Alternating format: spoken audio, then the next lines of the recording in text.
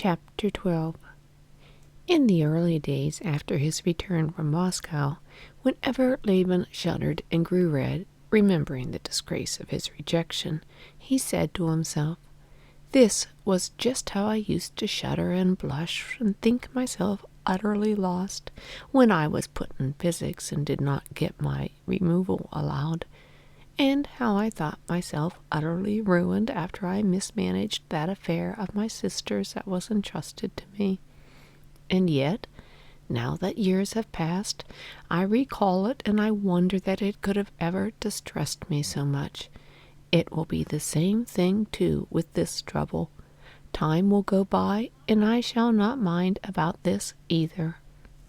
But 3 months had passed, and he had not left off minding about it, and it was as painful for him to think of it as it had been those first days. He could not be at peace after dreaming so long of family life, and feeling himself so ripe for it. He was still not married, and was further than ever from marriage. He was painfully conscious of himself, as all were about him, that at his years it is not well for man to be alone. He remembered how, before starting to Moscow, he had once said to his cowman, Nikolay, a simple-hearted peasant whom he liked talking to, "Well, Nikolay, I mean to get married," and how Nikolay had promptly answered, as a matter on which there could be no possible doubt, "And high time, too, Konstantin Dmitrievitch." But marriage had now become further off than ever. The place was taken, and whenever he tried to imagine any of the girls he knew in that place, he felt that it was utterly impossible. Moreover, the recollection of this rejection and the part he had played in the affair tortured him with shame. However often he told himself that he was in no way to blame for it, that recollection, like other humiliating memories of a similar kind, made him twinge and blush. There had been in his past, as in every man's, actions recognized by him as bad, for which his conscience ought to have tormented him, but the memory of these evil actions was far from causing him so much suffering as those trivial but humiliating memories. These wounds never healed, and with these memories was now ranged his rejection and the pitiful position in which he must have appeared to others that evening. But time and work did their part. Bitter memories were more and more covered up by those incidents, paltry in his eyes, but really of importance, of his country life. Every week he thought less often of Kitty. He was impatiently looking forward to the news that she was married, or just going to be married, hoping that such news would, like having a tooth completely out, cure him. Meanwhile spring came on, beautiful and kindly, without the delays and treacheries of spring. One of those rare springs in which plants, beast, and man rejoice alike. This lovely spring roused Levin still more, and strengthened him in his resolution of renouncing all his past and building up his lonely life firmly and independently. Though many of the plans with which he had returned to the country had not been carried out, still his most important resolution, that of purity, had been kept by him. He was free from that shame which had usually harassed him after a fall, and he could look everyone straight in the face. In February he received a letter from Marya Nikolaevna telling him that his brother Nikolay's health was getting worse, but that he would not take advice, and in consequence of this letter Levin went to Moscow to his brother's, and succeeded in persuading him to see a doctor and to go to a watering place abroad. He succeeded so well in persuading his brother, and in lending him money for the journey without irritating him, that he was satisfied with himself in that matter. In addition to his farming, which called for special attention in spring, and in addition to reading, Levin had begun that winter a work on agriculture, the plan of which turned on taking into account the character of the laborer on the land as one of the unalterable data of the question, like the climate and the soil, and consequently deducing all the principles of scientific culture not simply from the data of soil and climate, but from the data of soil, climate, and a certain unalterable character of the laborer. Thus, in spite of his solitude, or in consequence of his solitude, his life was exceedingly full. Only rarely he suffered from an unsatisfied desire to communicate his stray ideas to someone besides Agafea Mikhailovna. With her, indeed, he not infrequently fell into discussion upon physics, the theory of agriculture, and especially philosophy. Philosophy was Agafea Mikhailovna's favorite subject. Spring was slow in unfolding.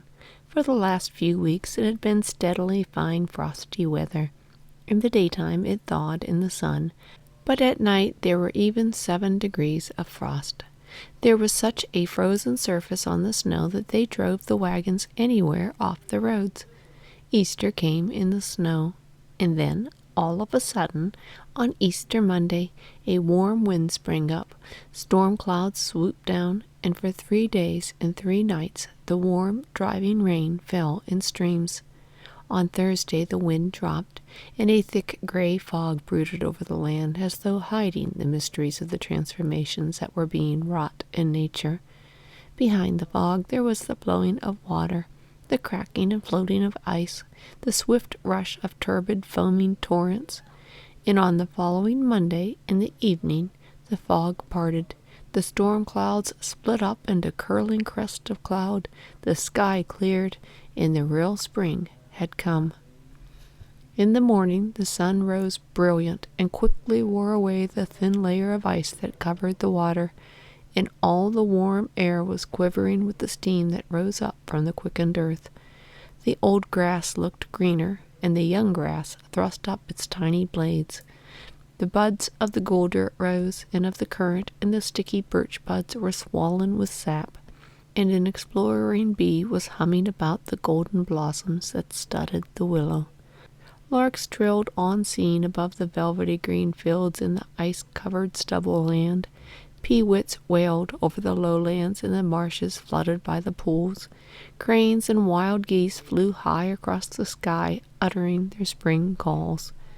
The cattle, bald in patches where new hair had not yet grown, lowed in the pastures. The bow-legged lambs frisked about their bleating mothers. Nimble children ran about the drying paths, covered with prints of bare feet. There was a merry chatter of peasant women over their linen at the pond, and the ring of axes in the yard, where the peasants were repairing plows and harrows. The real spring had come.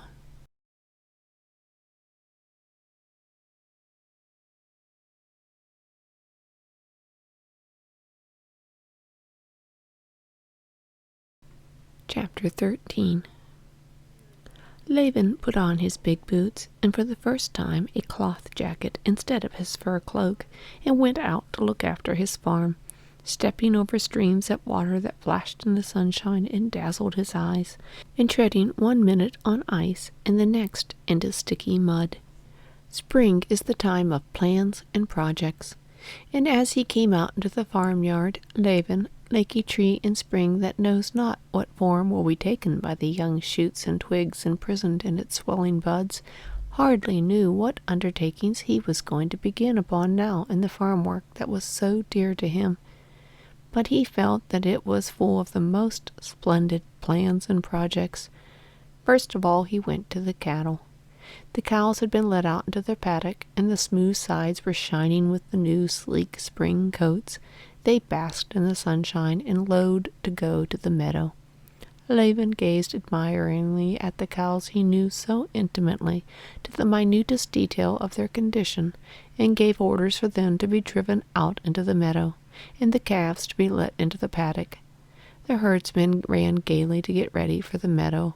The cowherd girls, picking up their petticoats, ran splashing through the mud with bare legs, still white, not yet brown from the sun, waving brushwood in their hands, chasing the calves that frolicked in the mirth of spring.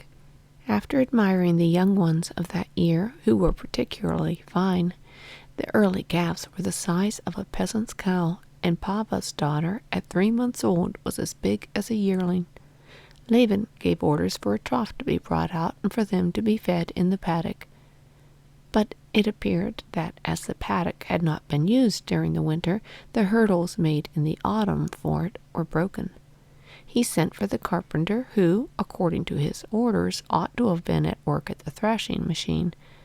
But it appeared that the carpenter was repairing the harrows, which ought to have been repaired before Lent. This was very annoying to Levin. It was annoying to come upon that everlasting slovenliness in the farm work against which he had been striving with all his might for so many years. The hurdles, as he ascertained, being not wanted in winter, had been carried to the cart-horses' stable, and there broken, as they were of light construction, only meant for feeding calves. Moreover, it was apparent also that the harrows and all the agricultural implements, which he had directed to be looked over and repaired in the winter, for which very purpose he had hired 3 carpenters, had not been put into repair, and the harrows were being repaired when they ought to have been harrowing the field. Levin sent for his bailiff, but immediately went off to look for him himself. The bailiff, beaming all over, like everyone that day, in a sheepskin bordered with astrakhan, came out of the barn, twisting a bit of straw in his hands. "Why isn't the carpenter at the thrashing machine?" "Oh, I meant to tell you yesterday. The harrows need repairing. Here it is, time they go to work in the fields." "But what were they doing in the winter, then?" "But what did you want the carpenter for?" "Where are the hurdles for the calves' paddock?" "I ordered them to be got ready." "What would you have with those peasants?" said the bailiff, with a wave of his hand. "It's not those peasants, it's this bailiff," said Levin, getting angry. "Why, what do I keep you for?" he cried. But, bethinking himself that this would not help matters, he stopped short in the middle of a sentence and merely sighed. "Well, what do you say? Can sowing begin?" he asked after a pause. "Behind Turkin tomorrow or the next day they might begin." "In the clover. I've sent Vasily and Mishka. They're sowing. Only I don't know if they'll manage to get through. It's so slushy." "How many acres?" "About 15. "Well, why not sow them all?" cried Levin. That they were only sowing the clover on 15 acres, not on all 45, was still more annoying to him. Clover, as he knew, both from books and from his own experience, never did well except when it was sown as early as possible, almost in the snow, and yet Levin could never get this done. "There's no one to send. What would you have with such a set of peasants? 3 haven't turned up, and there's Semyon." "Well, you should have taken some men from the thatching." "And so I have, as it is." "Where are the peasants, then?" 5 are making compost, 4 are sifting the oats for fear of a touch of mildew, Konstantin Dmitrievitch." Levin knew very well that a touch of mildew meant that his English seed oats were already ruined. Again they had not done as he had ordered. "Why, I told you during Lent to put in pipes," he cried. "Don't get upset. We shall get it all done in time." Levin waved his hand angrily, went into the granary to glance at the oats, and then to the stable. The oats were not yet spoiled, but the peasants were carrying the oats in spades, when they might simply let them slide down into the lower granary, and arranging for this to be done, and taking 2 workmen from there for sowing clover, Levin got over his vexation with the bailiff. Indeed, it was such a lovely day that one could not be angry. "Ignat," he called to the coachman, who with his sleeves tucked up was washing the carriage wheels, "saddle me—" "Which one, sir?" "Well, let it be Coal-Pick." "Yes, sir." While they were saddling his horse, Levin again called up the bailiff, who was hanging about in sight, to make up with him, and began talking to him about the spring operations before them and his plans for the farm. The wagons were to begin carting manure earlier, so as all could be done before the early mowing, and the plowing of the further land to go on without a break so as to let it ripen lying fallow, and the mowing to all be done by hired labor, not on half profits. The bailiff listened attentively, and obviously made an effort to approve of his employer's projects.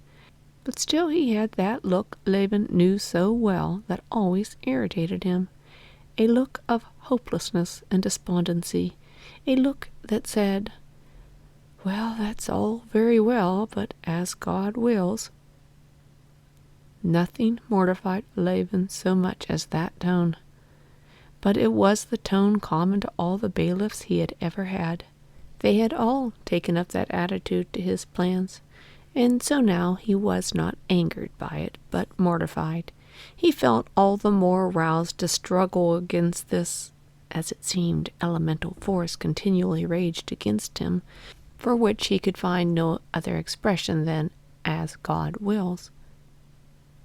"If we can manage it, Konstantin Dmitrievitch," said the bailiff. "And why ever shouldn't you manage it?" "We positively must have another 15 laborers, and they don't turn up. There were some here today asking 70 rubles for the summer." Levin was silent. Again he was brought face to face with that opposing force. He knew that however much they tried, they could not hire more than 40, 37 perhaps, or 38, laborers for a reasonable sum. Some 40 had been taken on, and there were no more. But still he could not help struggling against it. "Send to Surrey, send to Czechoslovakia. If they don't come to us, we must look for them." "Oh, I'll send, to be sure," said Vasily Fedorovitch despondently. "But there are the horses, too. They're not good for much." "We'll get some more. I know, of course," Levin added, laughing. "You always want to do with as little and as poor quality as possible. But this year I'm not going to let you have things your way. I'll see to everything myself." "Why, I don't think you take much rest as it is. It cheers us up to work under the master's eye." "So they're sowing clover behind the birchdale? I'll go and have a look at them," he said, getting on to the little bay cob Kolpik, who was led up by the coachman. "You can't get across the streams, Konstantin Dmitrievitch," the coachman shouted. "All right, I'll go by the forest." And Levin rode through the slush of the farmyard to the gate and out into the open country, his good little horse, after his long inactivity, stepping out gallantly, snorting over the pools, and asking, as it were, for guidance. If Levin had felt happy before in the cattle pens and farmyard, he felt happier yet in that open country, swaying rhythmically with the ambling paces of his good little cob, drinking in the warm yet fresh scent of the snow in the air, as he rode through his forest over the crumbling wasted snow, still left in parts and covered with dissolving tracks. He rejoiced over every tree, with the moss reviving on its bark and the buds swelling on its shoots. When he came out of the forest, in the immense plain before him, his grass field stretched in an unbroken carpet of green, without one bare place of swamp, only spotted here and there in the hollows with patches of melting snow. He was not put out of temper even by the sight of the peasants' horses and colts trampling down his young grass. He told a peasant he met to drive them out. Nor by the sarcastic and stupid reply of the peasant Ipet, whom he met on the way, and asked, "Well, Ipet, shall we soon be sowing?" "We must get the plowing done first, Konstantin Dmitrievitch," answered Ipet. The further he rode, the happier he became, and plans for the land rose to his mind, each better than the last. To plant all his fields with hedges along the southern borders, so that the snow should not lie under them.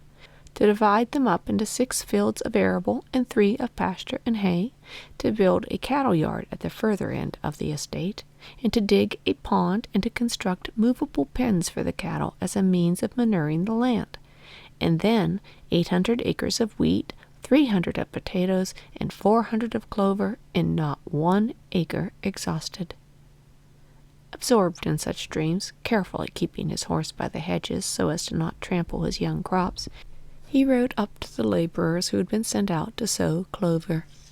A cart with the seed in it was standing not at the edge but in the middle of the crop, and the winter corn had been torn up by the wheels and trampled by the horse. Both the laborers were sitting in the hedge, probably smoking a pipe together. The earth in the cart with which the seeds was mixed was not crushed to powder, but crusted together or adhering in clods.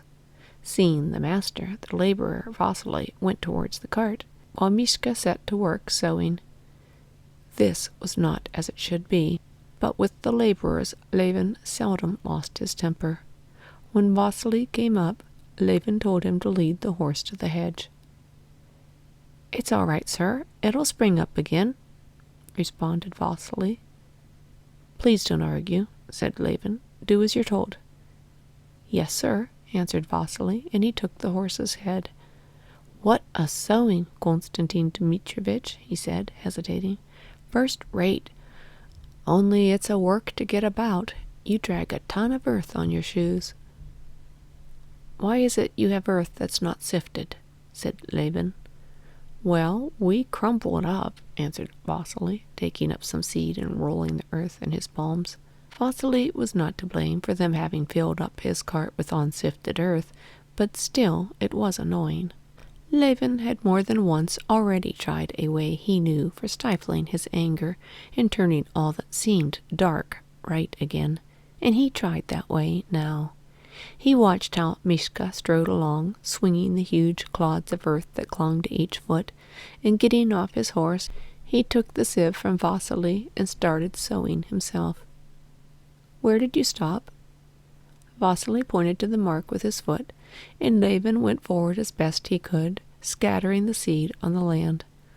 Walking was as difficult as on a bog, and by the time Levin had ended the row, he was in a great heat, and he stopped and gave up the sieve to Vasily.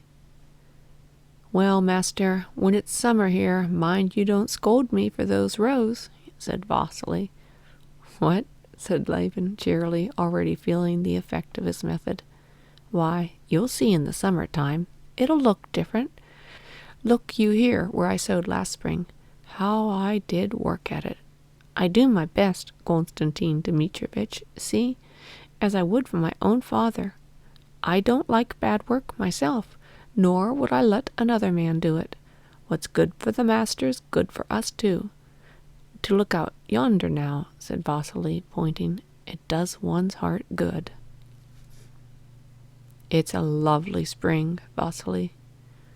"Why, it's such a spring as the old men don't remember the like of. I was up home. An old man up there has sown wheat, too, about an acre of it. He was saying that you wouldn't know it from rye." "Have you been sowing wheat long?" "Why, sir, it was you as taught us the year before last. You gave us 2 measures. We sold about 8 bushels and sowed a rood." "Well, mind you don't crumple up the clods," said Levin, going towards his horse, "and keep an eye on Mishka. And if there's a good crop, you shall have a ruble for every acre." "Humbly thankful, but we are very much content as it is, sir." Levin got on his horse and rode towards the field where was last year's clover and the one which was plowed ready for the spring corn. The crop of clover coming up in the stubble was magnificent. It had survived everything, and it stood up vividly green through the broken stalks of last year's wheat. The horse sank in up to his pasterns, and he drew each hoof with a sucking sound out of the half-thawed ground. Over the plough-land riding was utterly impossible. The horse could only keep a foothold where there was ice, and in the thawing furrows he sank deep in at each step. The plough-land was in splendid condition. In a couple of days it would be fit for harrowing and sowing. Everything was capital. Everything was cheering. Levin rowed back across the streams, hoping the water would have gone down, and he did in fact get across and startled 2 ducks. There must be snipe, too, he thought, and just as he reached the turning homewards point, he met the forest keeper, who confirmed his theory about the snipe. Levin went home at a trot so as to have time to eat his dinner and get his gun ready for the evening.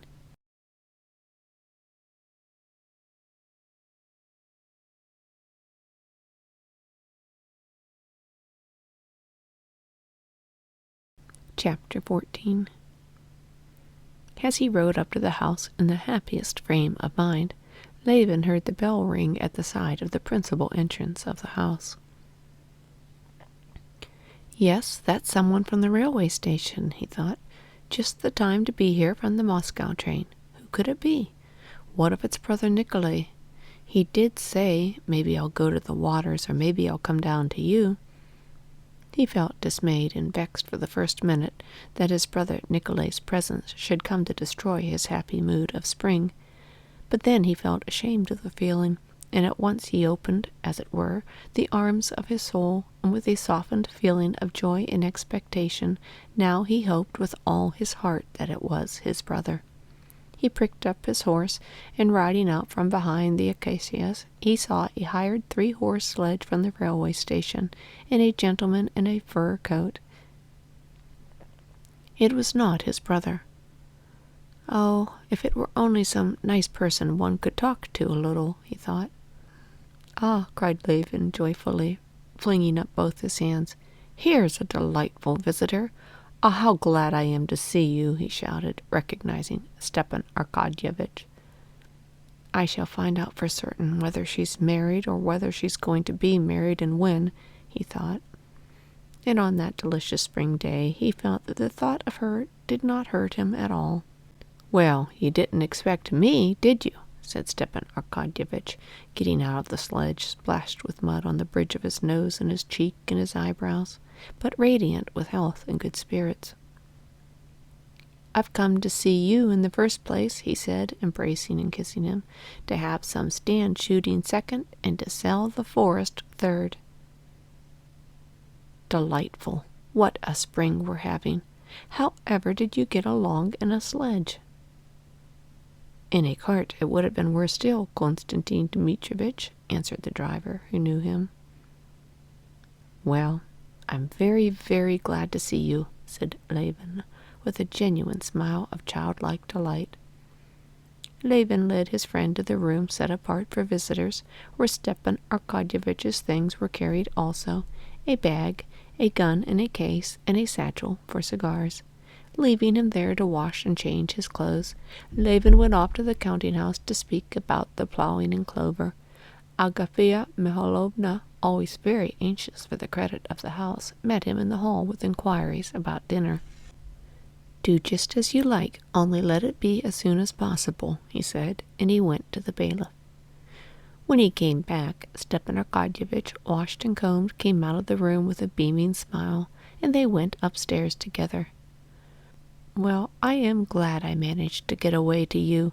Now I shall understand what this mysterious business is that you're always so absorbed in here. No, really, I envy you. What a house! How nice it all is! So bright and cheerful, said Stepan Arkadyevitch, forgetting that it was not always spring and fine weather like that day. And your nurse is simply charming. Pretty maid in an apron might be even more agreeable, perhaps, but for your severe monastic style, it does very well. Stepan Arkadyevitch told him many interesting pieces of news.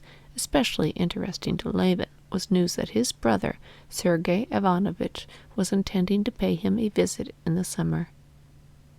Not one word did Stepan Arkadyevitch say in reference to Kitty and the Sherbatskys.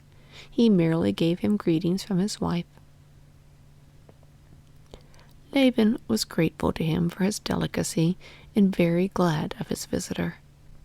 As always happened with him during solitude, a mass of ideas and feelings had been accumulating within him which he could not communicate to those about him, And now he poured out upon Stepan Arkadyevitch his poetic joy in the spring, and his failures and plans for the land, his thoughts and criticisms of the books he had been reading, and the idea of his own book, the basis of which really was, though he was unaware of it himself, a criticism of all the old books on agriculture.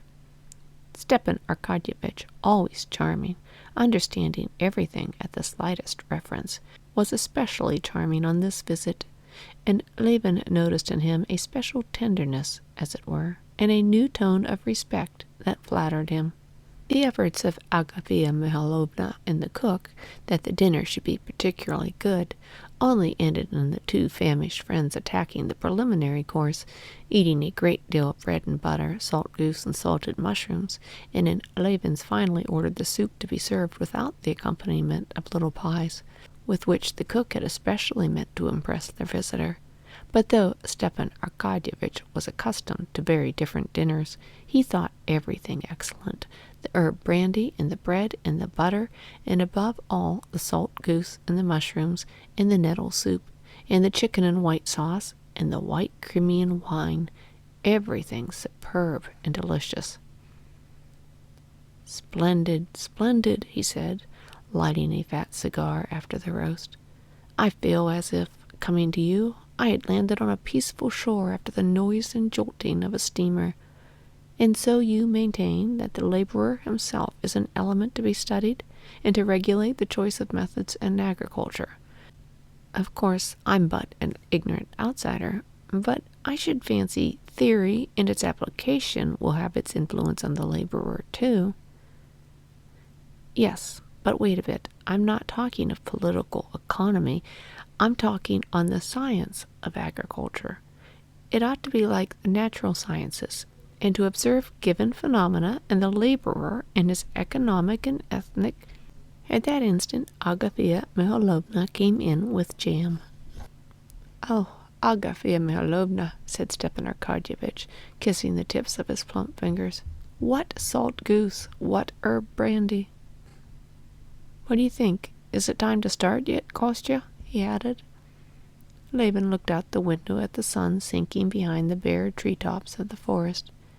"Yes, it's time," he said.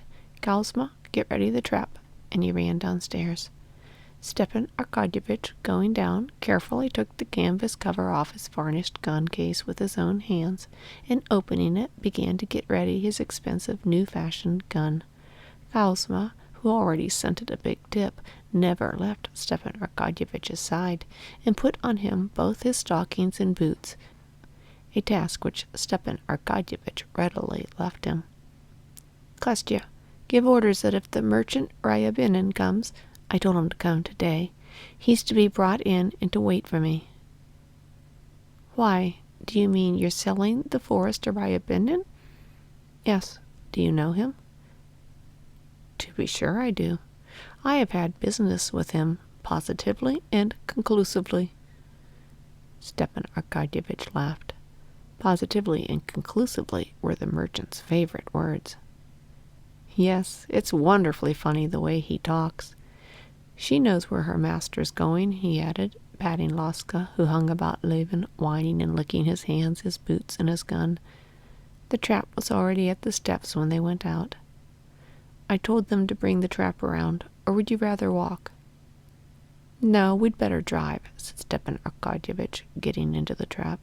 He sat down, tucked his tiger-skin rug around him, and lighted a cigar. "How is it that you don't smoke? A cigar is a sort of thing, not exactly a pleasure, but the crown and outward sign of pleasure. Come now, this is life. How splendid it is! This is how I should like to live." "Why, what prevents you?" said Levin, smiling. No, you're a lucky man. You've got everything you like. You like horses, and you have them. Dogs, you have them. Shooting, you have it. Farming, you have it." "Perhaps because I rejoice in what I have, and don't fret for what I haven't," said Levin, thinking of Kitty. Stepan Arkadyevitch comprehended, looked at him, but said nothing. Levin was grateful to Oblonsky for noticing, with his never-failing tact, that he dreaded conversation about the Shtcherbatskys, and so saying nothing about them. But now Levin was longing to find out what was tormenting him so, yet he had not the courage to begin. "Come, tell me how things are going with you," said Levin, bethinking himself that that was not nice of him to think only of himself. Stepan Arkadyevitch's eyes sparkled merrily.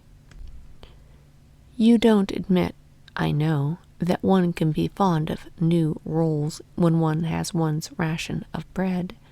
To your mind it's a crime. But I don't count life as life without love," he said, taking Levin's question his own way. "What am I to do? I am made that way. And really, one does so little harm to anyone, and gives oneself so much pleasure." "What? Is there something new, then?" queried Levin. "Yes, my boy, there is. There, do you see, you know the type of women such as one sees in dreams. Well, these women are sometimes to be met in reality, and these women are terrible. Woman, don't you know, is such a subject that however much you study it, it's always perfectly new." "Well, then, it would be better to not study it."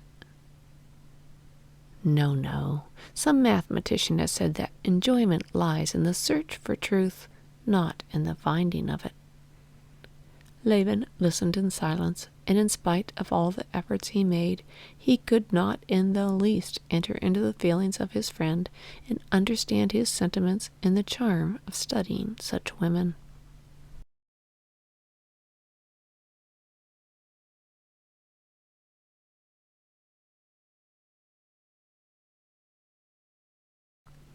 Chapter 15. The place fixed on for the stand shooting was not far above a stream in a little aspen copse. Upon reaching the copse, Levin got out of the trap and led Oblonsky to a corner of a mossy, swampy glade, already quite free from snow. He went back himself to a double birch tree on the other side, and leaning his gun on the fork of a dead lower branch, he took off his full overcoat, fastened his belt again, and worked his arms to see if they were free. Gray old Laska, who had followed them, sat down warily opposite him and pricked up her ears. The sun was setting behind a thick forest, and in the glow of sunset the birch trees, dotted about in the aspen copse, stood out clearly with their hanging twigs and their buds swollen almost to bursting. From the thickest parts of the copse, where the snow still remained, came the faint sound of narrow winding threads of water running away. Tiny birds twittered, and now and then fluttered from tree to tree. In the pauses of complete stillness there came the rustle of last year's leaves, stirred by the thawing of the earth and the growth of the grass. "Imagine, one can hear and see the grass growing," Levin said to himself, noticing a wet, slate-colored aspen leaf moving beside a blade of young grass. He stood, listened, and gazed sometimes down at the wet mossy ground, sometimes at Laska, listening, all alert, sometimes at the sea of bare tree-tops that stretched on the slope below him, sometimes at the darkening sky, covered with white streaks of cloud. A hawk flew high over a forest far away with slow sweep of its wings. Another flew with exactly the same motion in the same direction and vanished. The birds twittered more and more loudly and busily in the thicket. An owl hooted not far off, and Laska, starting, stepped cautiously a few steps forward, and putting her head to one side, began to listen intently. Beyond the stream was heard the cuckoo. Twice she uttered her usual cuckoo call, and then gave a hoarse, hurried call, and broke down. "Imagine the cuckoo already," said Stepan Arkadyevitch, coming out from behind a bush. "Yes, I hear it," answered Levin, reluctantly breaking the stillness with his voice, which sounded disagreeable to himself. "Now it's coming." Stepan Arkadyevitch's figure went again behind the bush, and Levin saw nothing but the bright flash of a match, followed by the red glow and blue smoke of a cigarette. Tsk, tsk, came the snapping sound of Stepan Arkadyevitch cocking his gun. "What's that cry?" asked Oblonsky, drawing Levin's attention to a prolonged cry, as though a colt were whinnying in a high voice in play. "Oh, don't you know it? That's the hare. But enough talking. Listen, it's flying," almost shrieked Levin, cocking his gun. They heard a shrill whistle in the distance, and in the exact time, so well known to the sportsman, 2 seconds later, another, a third, and after the third whistle, the hoarse, guttural cry could be heard. Levin looked about him to the right and the left, and there, just facing him against the dusky blue sky above the confused mass of tender shoots of the aspens, he saw a flying bird. It was flying straight towards him. The guttural cry, like the even tearing of some strong stuff, sounded close to his ear. The long beak and neck of the bird could be seen, and the very instant when Levin was taking aim, behind the bush where Oblonsky stood, there was a flash of red lightning. The bird dropped like an arrow and darted upwards again. Again came the red flash and the sound of a blow, and fluttering its wings as though trying to keep up in the air, the bird halted, stopped still an instant, and fell with a heavy splash on the slushy ground. "Can I have missed it?" shouted Stepan Arkadyevitch, who could not see for the smoke. "Here it is," said Levin, pointing to Laska, who with one ear raised, wagging the end of her shaggy tail, came slowly back as though she would prolong the pleasure, and as it were smiling, and brought the bird to her master.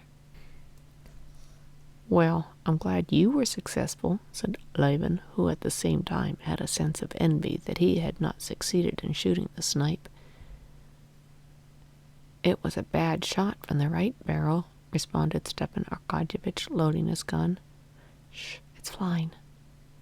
The shrill whistles, rapidly following one another, were heard again. 2 snipe, playing and chasing one another, and only whistling, not crying, flew straight at the very heads of the sportsmen. There were the report of 4 shots, and like swallows the snipe turned swift somersaults in the air and vanished from sight. The stand shooting was capital. Stepan Arkadyevitch shot 2 more birds, and Levin 2, of which one was not found. It began to get dark.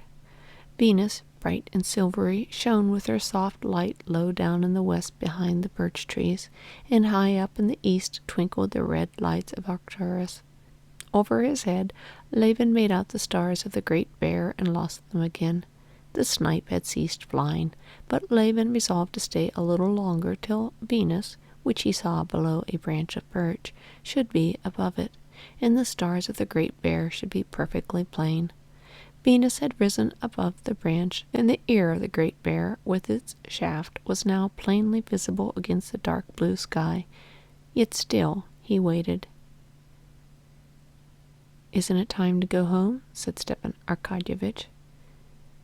It was quite still in the copse. Not a bird was stirring.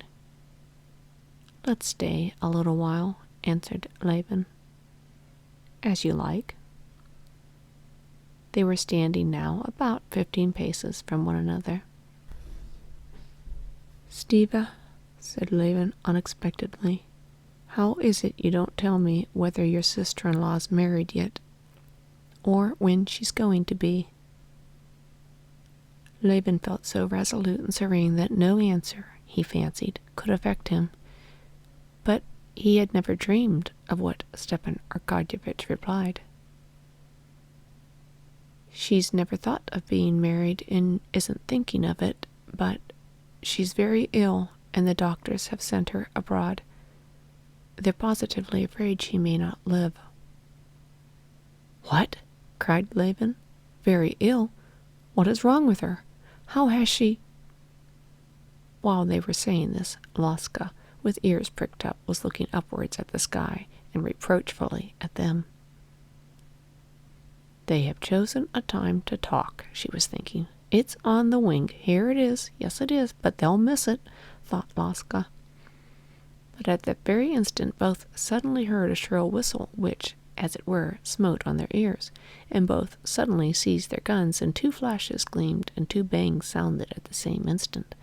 The snipe, flying high above, instantly folded its wings and fell into a thicket, bending down the delicate shoots. "Splendid! Together!" cried Levin, and he ran with Laska into the thicket to look for the snipe. "Oh, yes, what was it that was unpleasant?" he wondered. "Oh, yes, Kitty's ill. Well, it can't be helped, but I'm very sorry," he thought. "She's found it. Isn't she a clever thing?" he said, taking the warm bird from Laska's mouth and packing it into the almost full game bag. "I've got it, Stiva," he shouted.